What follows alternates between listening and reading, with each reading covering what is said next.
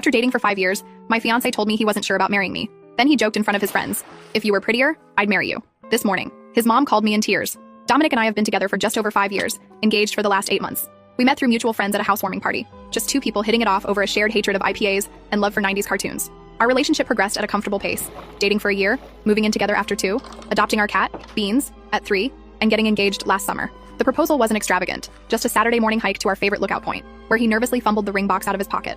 I said yes immediately. We set the date for this October and have been slowly planning everything. Well, mostly me planning while he nodded along. About 3 months ago, Dominic started making odd comments when we discussed wedding plans. Nothing outright negative, just hesitant. When I showed him potential venues, he'd say things like, "That's a lot of money for just one day," or, "Do we really need to invite all those people?" I brushed it off as typical guy behavior or budget concerns. Then came the delayed responses to my texts about wedding stuff. I'd send him options for caterers, and he'd reply hours later with just "looks fine" or "whatever you want." When I asked if everything was okay, he'd say he was just busy at work. His construction company had taken on some big projects, so it made sense. Last month, he started going out more with his work friend Paul. They'd grab beers after work or watch games at Paul's place. Again, nothing unusual, just more frequent than before. When he'd come home, he seemed distant, checking his phone more often and being less affectionate. I tried talking to my best friend Lena about it. She suggested pre-wedding jitters and recommended we have a date night to reconnect. So last Friday, I made reservations at this new Italian place downtown, put on a nice dress, not too fancy, just something I hadn't worn in a while, and even bought Dominic's favorite beer to have waiting in the fridge. The date night was a disaster. He seemed distracted throughout dinner, barely engaging in conversation. When I brought up finalizing our honeymoon plans, he dropped the bomb.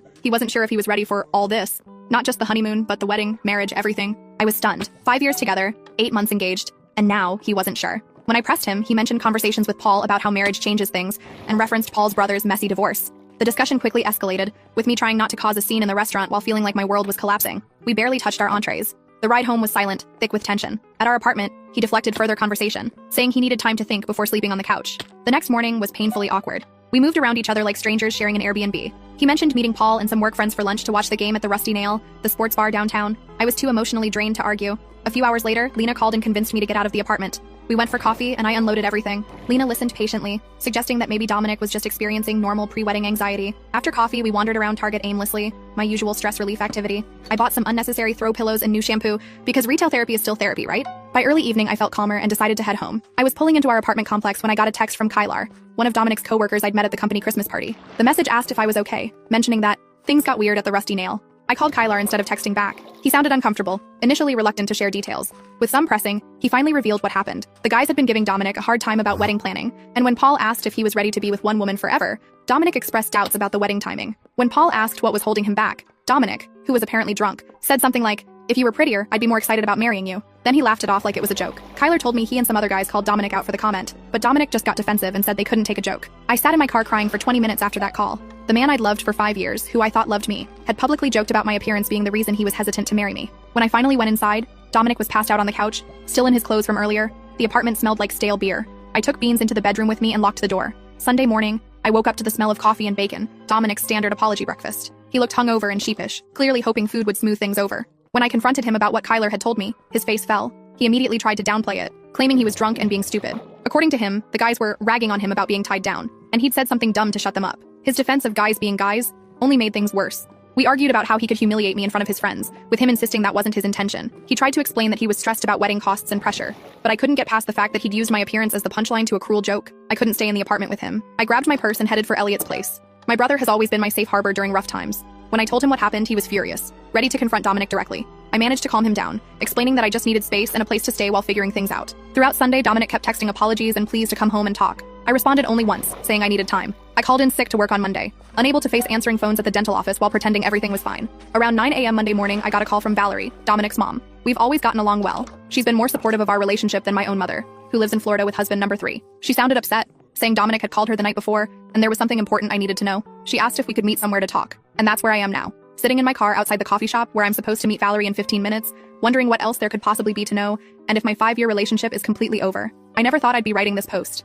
I keep looking at my engagement ring, wondering if I should have seen this coming. Was I blind, or did things really change this suddenly? Should I hear Valerie out? What could she possibly tell me that would make any of this okay? First update. First, thank you all for the overwhelming support on my original post. I didn't expect thousands of comments. I tried to read as many as I could between crying sessions and stress eating the emergency Oreos from my brother's pantry. For those asking, yes, I met with Valerie, Dominic's mom, and I'll get to that at the end of this update.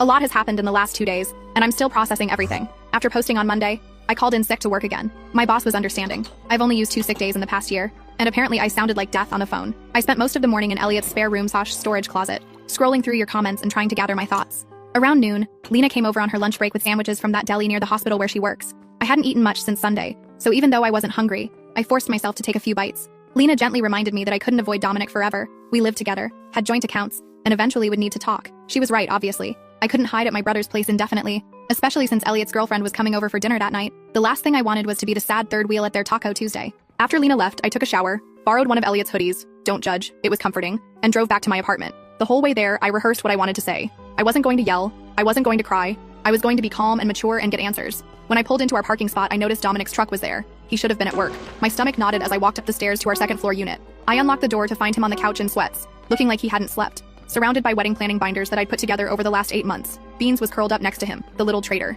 He seemed surprised and relieved to see me. When I asked why he wasn't at work, he mentioned taking personal time. He'd apparently been looking through all the wedding plans, trying to figure out how he messed up so badly. I remained standing by the door, not ready to sit next to him, and told him that looking at wedding plans wasn't going to fix what he'd said. What followed was a long, difficult conversation. He apologized again for the bar comment, calling it inexcusable and claiming he didn't even believe it. When I asked why he would say something he didn't believe, he explained he was trying to look cool in front of his friends. A response that only made me angrier. I brought up his comments at dinner before the bar incident, reminding him that he'd expressed doubts about our wedding even when sober. He admitted to feeling stressed about multiple things, a work project falling behind schedule, Paul's constant marriage horror stories, and anxiety about our wedding budget. But instead of talking to me about these concerns, he'd bottled everything up until it exploded in the worst possible way. As our conversation progressed, he revealed something new, fears about turning into his father. Dominic rarely talked about his dad, who left when he was 12 after having an affair with a coworker and moving to Arizona to start a new family. Although Dominic had always insisted it didn't affect him much, he now confessed that he worried about having some genetic predisposition to cheat or abandon his family. I pointed out that he wasn't his father, and that genetics don't determine relationship choices. His response was telling. He wondered if he could really promise forever, when forever seemed so impossible based on what he'd witnessed growing up. When I asked if he'd discussed these fears with anyone else, he hesitated before admitting he'd been talking to Kyler sometimes. Apparently they'd gotten closer since Kyler joined the company, and Kyler had gone through some relationship stuff too. I connected this to why Kyler had called me about the bar incident. He already knew about Dominic's doubts. The conversation took another difficult turn when I asked exactly what Dominic had been feeling. His answer was painfully honest. Scared, overwhelmed, and uncertain about marriage despite loving me. He explained that he kept thinking about how his parents seemed happy until suddenly they weren't, and he feared creating the same situation with us. I asked why he hadn't shared these feelings sooner. He claimed he was afraid I'd think he didn't love me enough. The irony wasn't lost on me. By hiding his fears, he'd created exactly the situation he was trying to avoid. When I questioned whether his joke about my appearance came from a real place of unattraction, he insisted he'd always found me attractive. He referenced our first meeting at the housewarming party, mentioning specific details about my green sweater and his terrible beer pong skills. According to him, the comment came from insecurity and a misguided attempt to seem in control in front of his friends, rather than appearing trapped. As we continued talking, I asked a crucial question. Were his doubts about marriage in general or about marrying me specifically? His hesitation before answering told me everything. He finally admitted that while his fears were primarily about marriage and commitment, part of him wondered if we were right for each other long term. This hurt more than the appearance comment. 5 years together, and he was still wondering if we were right for each other? When I pressed for specifics, he mentioned how we'd both changed since our early 20s. My increased need for planning versus my former spontaneity, his abandoned dreams of starting his own business. Although I pointed out that growth and change are normal in relationships, he questioned whether we'd grown together or apart. By this point, I felt emotionally drained.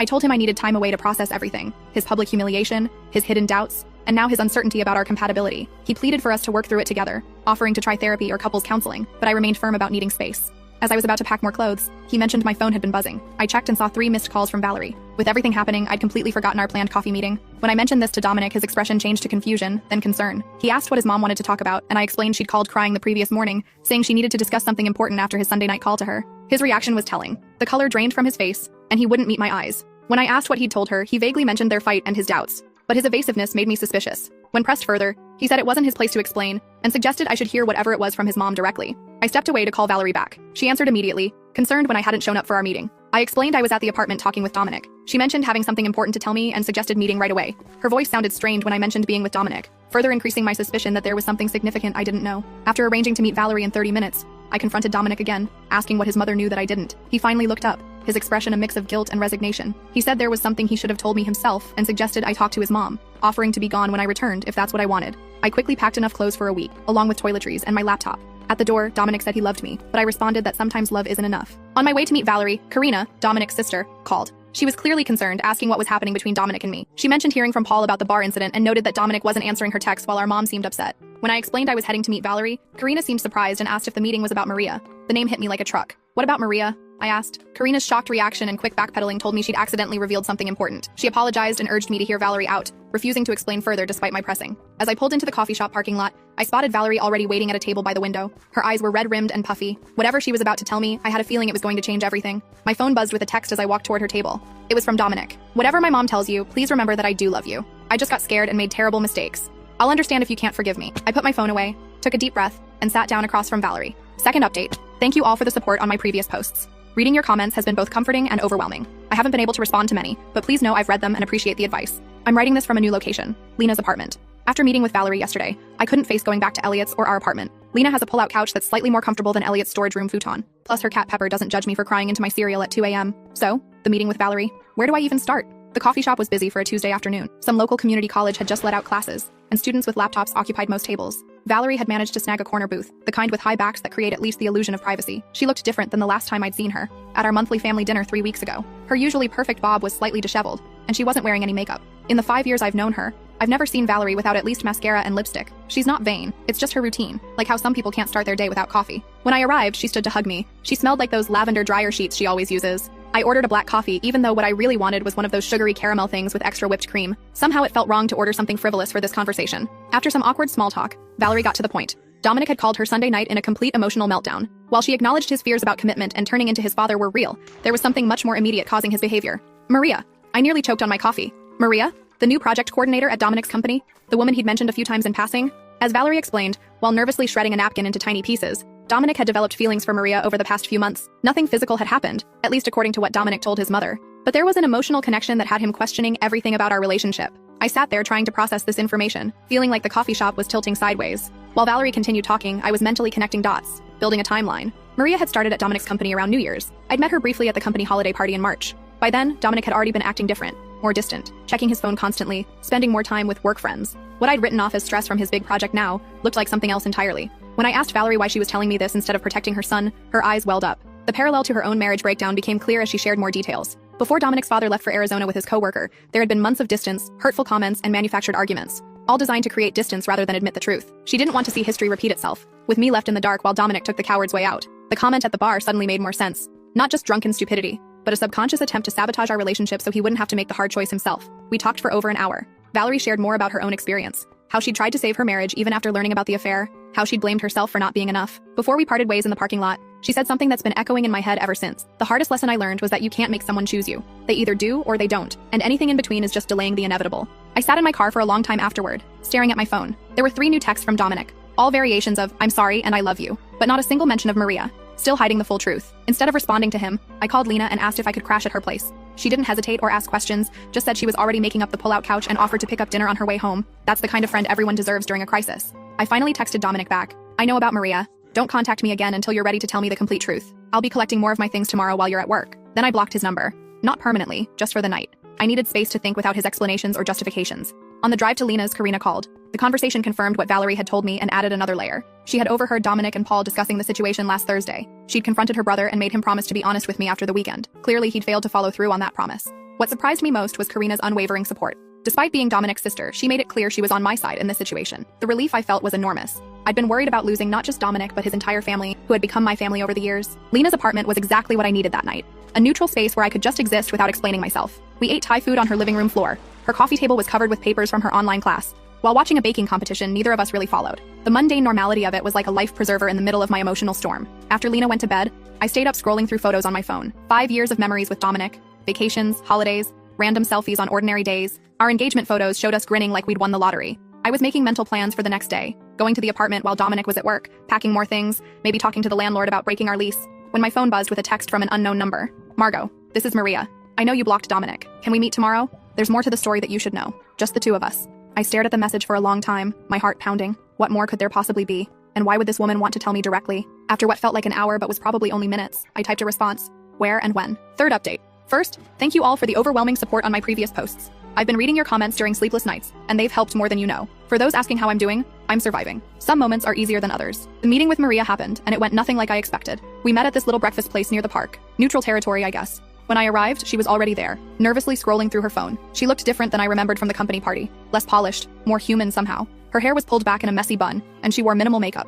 What surprised me immediately was how uncomfortable she seemed. If she'd been having some secret emotional affair with my fiancé, shouldn't she have been more confident? Instead, she kept fidgeting with her coffee cup, avoiding eye contact. The conversation revealed two major bombshells. First, Maria had no idea Dominic had developed feelings for her until Paul mentioned it casually last week. According to her, she and Dominic had worked closely on a project, occasionally texting about work after hours, but nothing that crossed any lines from her perspective. She'd never flirted with him or encouraged anything beyond friendship. She showed me their text history, mostly work stuff, occasional memes, nothing romantic or inappropriate. She even had a boyfriend of 3 years who sometimes joined their group for happy hours. The second revelation was about Paul. Apparently, he'd been deliberately stirring things up. Maria had overheard him at work encouraging Dominic to explore his options before settling down, specifically mentioning her as someone who gets Dominic better than I do. She explained that Paul had been telling everyone at work that Dominic was having cold feet about the wedding, making jokes about him being trapped and missing out on his freedom. By the end of our meeting, I felt strangely calm. Maria wasn't the villain I'd imagined. She was just a bystander caught in Paul's manipulation and Dominic's weakness. Before we parted ways, she said something that stuck with me. "You seem like someone who knows their worth. Don't let anyone make you question it."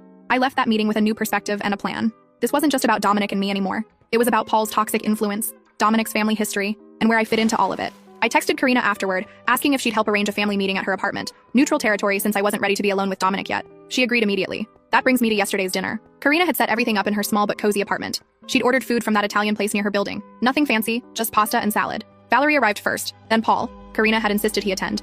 And finally Dominic, who looked like he hadn't slept in days. The first 20 minutes were excruciating. We all sat around Karina's dining table, pushing pasta around our plates, making strange small talk about the weather and Karina's new coffee table. The elephant in the room was practically stealing food off our plates, but no one wanted to be the first to acknowledge it. Finally, Valerie broke the silence by stating bluntly that we weren't there for a social gathering, but to address what had been happening and find a way forward. That opened the floodgates. I shared what I'd learned from Maria, watching Paul's face carefully as I spoke. The way his expression shifted from confusion to defensiveness told me everything. He tried to interrupt, claiming he was just looking out for his friend, but Karina shut him down immediately. Dominic mostly sat in silence, staring at his barely touched pasta. When directly addressed, he admitted that Maria had just been friendly, but he'd built it into something else because he was scared of turning into his dad. Valerie visibly flinched at that comment. When I brought up the joke at the bar, Dominic looked genuinely ashamed. He admitted it had nothing to do with Maria. It was just him being a coward. Paul was giving him a hard time about being whipped, and instead of standing up for our relationship, he'd said something horrible to seem cool. According to Dominic, it was never about my looks. Paul tried to dismiss it all as just guy talk, but Karina reminded everyone that Dominic and I were supposed to get married in 3 months. That simple statement, the reminder of our rapidly approaching wedding date, hit me like a physical blow. The save the dates had gone out, deposits had been paid, my dress was hanging in Lena's spare closet waiting for final alterations. That's when I quietly said I didn't think the wedding was happening anymore. The room went silent. Dominic started to protest, but I cut him off. I explained how I'd spent the last week trying to understand how we got here. What I'd realized was that this wasn't just about Maria or that joke, or even Paul's toxic influence. This was about Dominic not being honest, with me or himself. I told them how I'd ignored the signs for months, his disinterest in wedding planning, his increased time with Paul, his emotional distance. I'd made excuses because it was easier than confronting the truth, but I deserved someone who was certain about me, someone who didn't need a family intervention to figure out their feeling. Paul made a snarky comment about me being dramatic, which earned him simultaneous shut-up responses from both Valerie and Karina. Dominic insisted he was certain about loving me, just scared of messing everything up. I pointed out that he already had. The conversation continued for hours. There were tears, heated words, especially between Karina and Paul, and difficult truths. We rehashed old wounds and uncovered new ones. Around midnight, when everyone was emotionally exhausted, we reached the inevitable conclusion. The wedding was off. Our 5-year relationship had run its course. It wasn't a screaming match or a dramatic exit. It was a mutual recognition that something fundamental had broken between us. Trust. Maybe it could be rebuilt eventually, but not in time for an October wedding. Not with Maria still working at Dominic's company. Not with the echo of that joke still hanging between us. Karina drove me back to Lena's place afterward, assuring me this didn't change my relationship with her or Valerie. According to her, I was still family to them, regardless of what happened with Dominic. When I got back to Lena's apartment, I sat on the pull-out couch in the dark, letting the reality wash over me. 5 years, gone. Wedding, canceled, future, unknown. I didn't cry right away. Instead, I made a list in the Notes app on my phone. Call venue to cancel. Deposit probably gone. Return ring. Contact guests. Move out of apartment. Change relationship status on social media. Ugh. It was past 2 a.m. when Lena shuffled out from her bedroom. She'd heard me come in and wanted to check if I was okay. When I told her the wedding was off, she simply sat beside me on the pull-out and put her arm around my shoulders. We sat like that until sunrise, not saying much, just existing in the strangeness of my new reality. This morning, I woke up to a text from Dominic asking if we could meet to discuss practical matters. The apartment lease, separating our finances, what to do with the furniture we bought together. So adult, so final. I also had a message from Elliot asking when he should come over to help pack my things. My brother, always practical, and one from my mom, who'd somehow heard through the grapevine, probably from one of my cousins who follows Karina on Instagram, and wanted to know if she should cancel her flight for the wedding. The ring feels heavy on my finger now. I've been twisting it absently, a nervous habit I didn't realize I had. It's a simple design, a round diamond in a white gold setting, nothing flashy or elaborate. Dominic had chosen it because it was classic, like our relationship. The irony isn't lost on me. I called the venue this morning. The coordinator was sympathetic but firm. The deposit is non-refundable this close to the date. $8,000 down the drain. Money we'd saved for over a year, cutting back on vacations and new clothes and dinners out. The practical side of me winces at the waste. The emotional side doesn't care about money right now. Karina texted that she'd found a photographer who might be willing to transfer our deposit to another event in the future. Valerie offered to help contact family members about the cancellation to spare me the awkward conversations. Small kindnesses in the aftermath. Paul, unsurprisingly, sent a non-apology text about how these things happen for a reason, and how I'd find someone better suited, eventually. I deleted it without responding. Maria sent a short message expressing her regret about the situation and assuring me again that nothing happened between them. I believe her, strangely enough. She seems like collateral damage in this mess. A convenient projection for Dominic's fears and Paul's manipulation. The hardest part is the mundane reminders. The wedding planning binder still sitting in my tote bag. The shared Spotify playlist we'd been building for the reception. The honeymoon research folder on my laptop. Little pieces of a future that no longer exists. Lena suggested I take a mental health day from work, but I decided to go in. Sitting at home scrolling through Reddit and overthinking everything seemed worse than the distraction of answering phones and filing insurance claims. My coworkers have been mercifully normal. Either they don't know yet, or they're politely pretending not to notice my puffy eyes and absent engagement ring. I'm meeting Dominic tomorrow at a coffee shop to exchange keys and discuss the apartment. He's agreed to move out since my name is on the lease, and he can stay with his cousin temporarily. Another practical conversation in the business of dismantling a relationship. Part of me still can't believe this is happening. Last month we were debating reception songs and testing cake flavors. Now we're dividing up kitchen appliances and deciding who keeps the PlayStation. I keep thinking about something Valerie said at the dinner. Endings are rarely clean or perfect. Most of the time they're messy and sad and complicated. She would know. She rebuilt her life after Dominic's father left, raised 2 kids alone, found happiness again eventually. Looking at her now, you'd never guess she went through something so painful. Maybe there's hope in that. For now, I'm taking it one day at a time. Tomorrow, I'll handle the apartment and finances. Next week, I'll start looking for my own place. The future beyond that is blurry, but it exists. Karina just texted to ask if I want to meet for coffee this weekend. She mentioned that her family friend Kenzo, an older gentleman who's known their family forever, offered his vacation cabin if I need a getaway to clear my head. The support from Dominic's family is unexpected, but deeply appreciated. I haven't decided if I'll take Kenzo up on his offer. Part of me wants to escape somewhere quiet to process everything. Another part knows I need my support system right now. Lena with her practical compassion, Elliot with his protective big brother energy, even Valerie and Karina with their complicated loyalty. What I do know is that I won't be checking my wedding countdown app anymore, won't be pinning reception decor ideas, or practicing a new signature with Dominic's last name. That future is gone. And while I don't know what comes next, I'm starting to believe there will be something. Last update. It feels strange to be writing this final update from my new apartment. It's been 3 months since the family dinner that ended my engagement. 3 months of piecing my life back together in ways I never expected. Some of you have sent messages asking for an update, so here it is. The good, the bad, and the unexpected. First, the practical stuff. Dominic moved out of our shared apartment within a week of our breakup. Elliot and Lena helped me pack up his things while he was at work, leaving them neatly labeled in the living room for him to collect. It was surreal, separating 5 years of shared existence into his and mine. The coffee maker he'd gotten for his birthday, the throw blanket I'd bought on our weekend trip to that little mountain town, the framed photos we'd hung on every wall. The apartment felt hollow afterward, like a stage set rather than a home.